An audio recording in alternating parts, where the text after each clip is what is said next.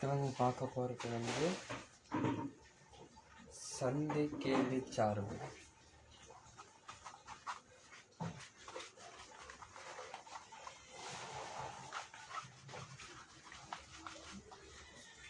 சந்தை கேள்வி சார்பு. சந்தை கேள்வி சார்புனா சந்தை கேள்வி சார்பு. சந்தை கேள்வி சார்புனா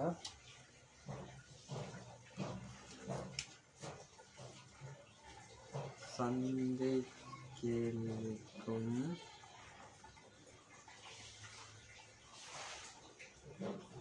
அதனை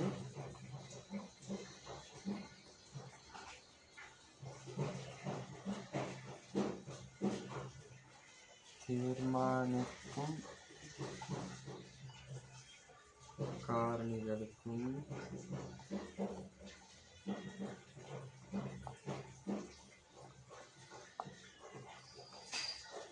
இடையிலான தொடர்பு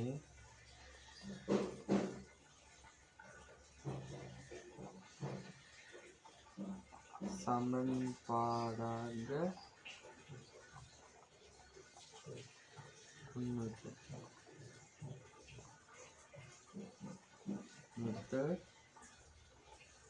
என்ன அழைக்கப்படும். சந்தை கேள்வி சார்புக்கு வந்து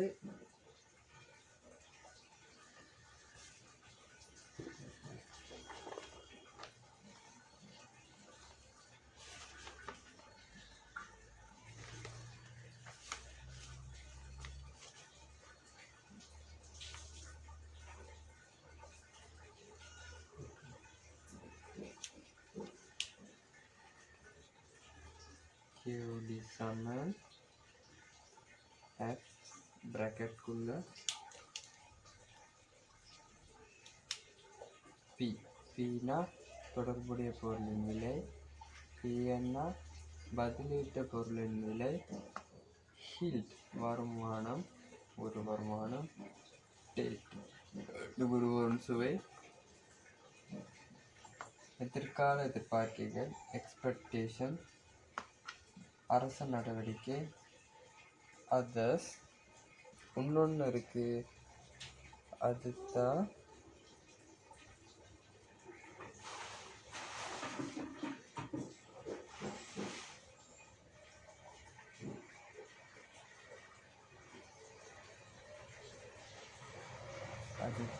ஒரு மாற்றத்தை உருவாக்க போகுது. இந்த மாற்றத்துக்கு வந்து என்ன ஆகுதுன்னா பிக்கு பக்கத்தில் எக்ஸ் போடணும், பி என்னுக்கு பக்கத்தில் எதுவும் போட தேவையில்லை. சரியா? பிக்கு பக்கத்தில் மட்டும் எக்ஸ் போட்டால் அதுக்கான ஆன்சர் சரியாக வரும். இந்த மாதிரி செஞ்சால் சந்தை கேள்வி சார்புக்கு ஒரு சமன்பாடு ஒன்று நம்ம உருவாக்கி கொள்ளலாம். QDX சமன் FF ப்ராக்கெட்குள்ள PX, PN, Y, T, EX, G, O. Pனா தொடர்புடைய பொருளின் விலை, அப்படின்னா ப்ரைஸ். PNனா பிற பொருளின் விலை, ப்ரைஸ். அதர்ஸ்னா மற்ற பிற பொருளின் விலை. ஹீல்ட் வைனா ஹீல்டுன்னு அர்த்தம், ஹீல்டுனா வருமானம், நுகர்வோர் வருமானம். டீனா டேஸ்ட், டேஸ்ட்னா சுவை, நுகர்வோர் சுவை. EXனா எக்ஸ்பெக்டேஷன், எக்ஸ்பெக்டேஷன்னா எதிர்பார்ப்பு, எதிர்கால எதிர்பார்ப்பு. Gனா கவர்மெண்ட், கவர்மெண்ட்னா அரச நடவடிக்கைகள். Oனா அதர்ஸ், ஏனைய காரணிகள்.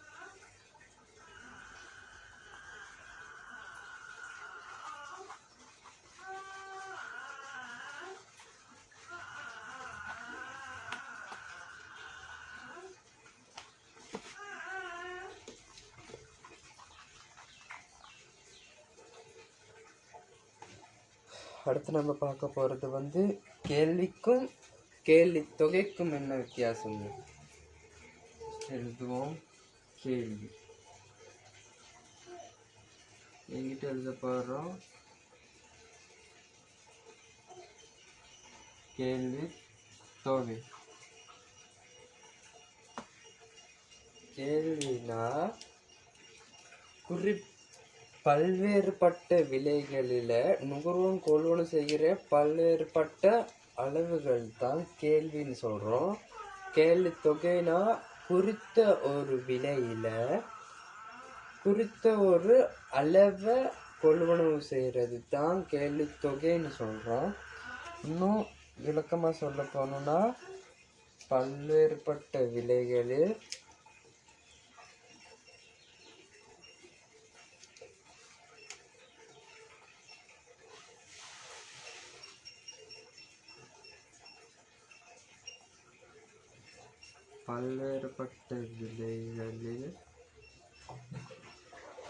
நுகர்வோர்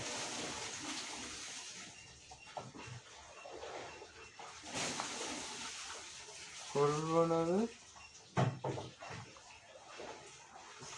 செய்ய எதிர்பார்க்கின்ற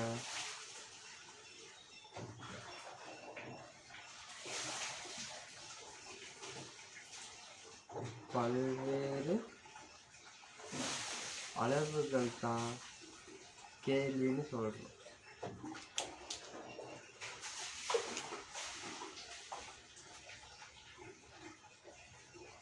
அது கேள்வி தொகைனா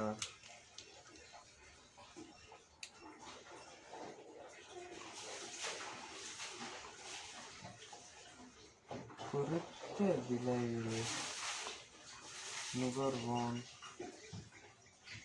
கொள்வனவு செய்ய எதிர்பார்க்கின்ற குறித்த அளவு கேள்வி தொகை எனப்படும்.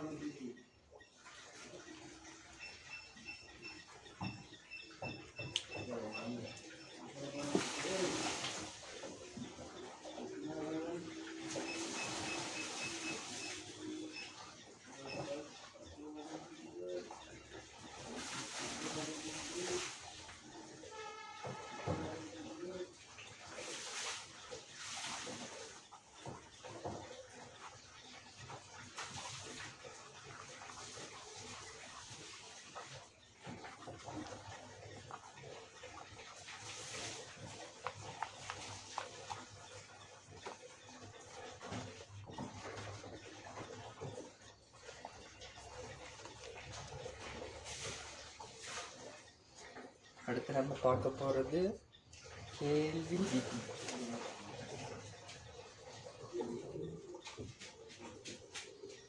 கேள்வி விதி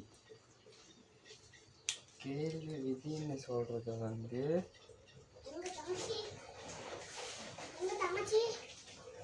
கொடுத்த பண்ட விலைக்கும்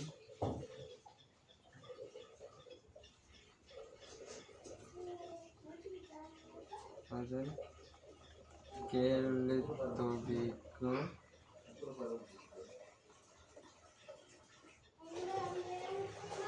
எதிர்க்கணிய தொடர்பு காணப்படுவது.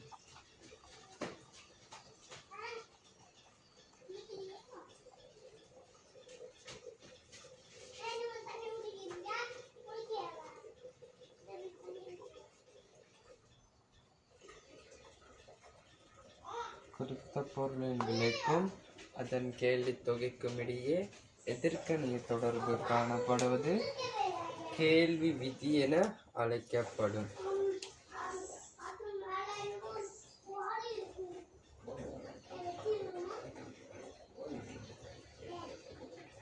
கேள்வி விதி எனப்படும்.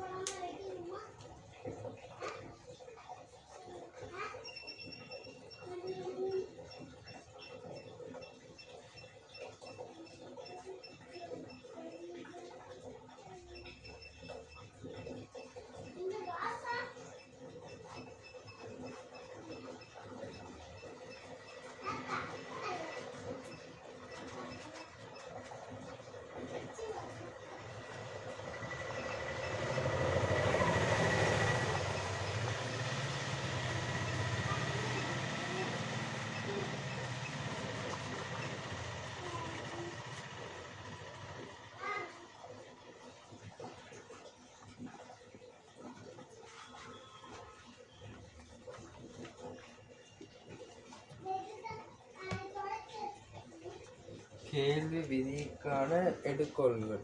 அதுதான் நம்ம பார்க்க போகிறது வந்து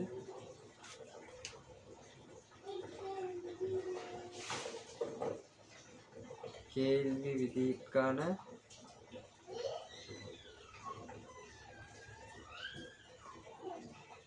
எடுக்கோள்கள்.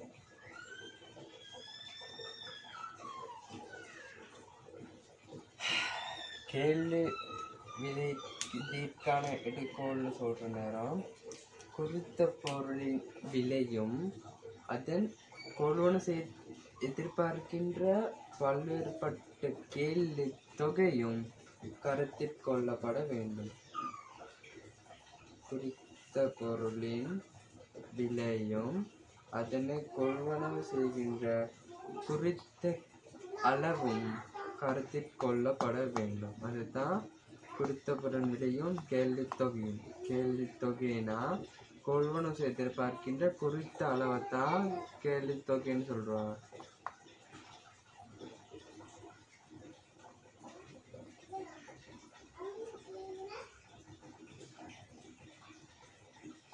அடுத்து வந்து விலை மாத்திரம் கருத்தில் கொள்ளப்பட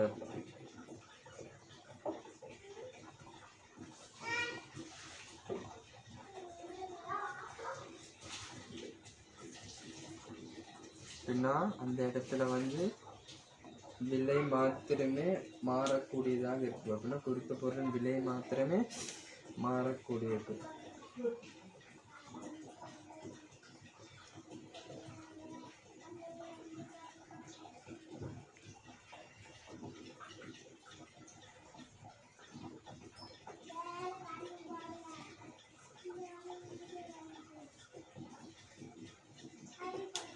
மூணாவது வந்து சாதாரண பண்டம் ஒன்றின் கேள்வி கருத்தில் கொள்ளப்படும். ஒரு சாதாரண பண்டத்தோட, இப்போ சாதாரண பண்டம்னா ஒரு அரிசி உதாரணத்துக்கு எடுக்கணுங்க. சாதாரண பண்டத்துக்கு அரிசி உண்டு. அரிசிக்கு மேலே மக்களான நம்மளுக்கு எவ்வளோ அதிகமான ஒரு கேள்வி காணப்படுதோ அதுதான் உதாரணத்துக்கு சாதாரண பண்டம். ஒரு குறித்த பொருளின் வந்து கேள்வி வந்து மனசில் வச்சுக்கணும்.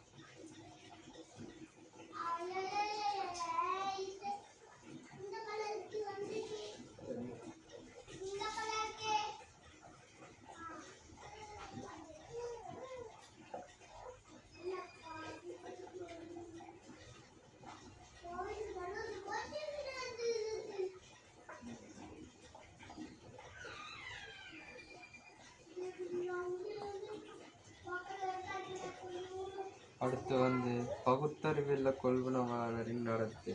அப்படின்னா ஒரு பொருளை உதாரணத்துக்கு ஒரு அரிசியை கொள்வனம் செய்கிறதா இருந்தால் அதுக்கான ஒரு அறிவு இருக்கணும். எத்தனை கிலோ, ஒரு கிலோகிராம் விலை எவ்வளவு, மார்க்கெட்டில் மற்ற கடைகளில் எவ்வளோ விலை போகுது அப்படின்னு ஒரு பகுத்தறிவாளன்ட்டு ஒரு நடத்தை வந்து கருத்தில் கொள்ளப்பட வேண்டும்.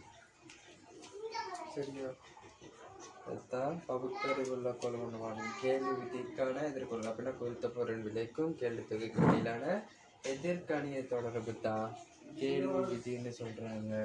அதுக்கான காரணம் வந்து விலை மாத்திரம் கருத்தில் கொள்ளப்பட குறித்த அப்படின்னா விலை மாத்திரம் தான் மாறக்கூடியதாக காணப்படுது. அப்படி வந்து சாதாரண பண்டம் ஒன்று கேள்வி கருத்தில் கொள்ளப்பட. அடுத்து வந்து குறித்த பொருளின் விலைக்கும் கேள்வி தொகையும் கருத்தில் கொள்ளப்பட. அடுத்து வந்து பகுத்தறிவுள்ள கொள்வனவாளரின் நடத்தை கருத்தில் கொள்ளப்படும்.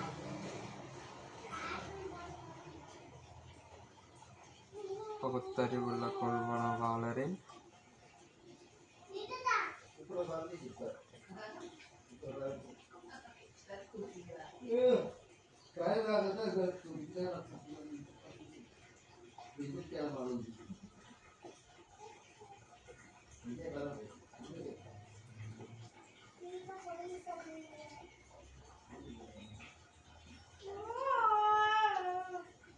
பகுத்தறிவுள்ள கொள்வனவாளரின் நடத்தை கருத்தில் கொள்ளப்படும்.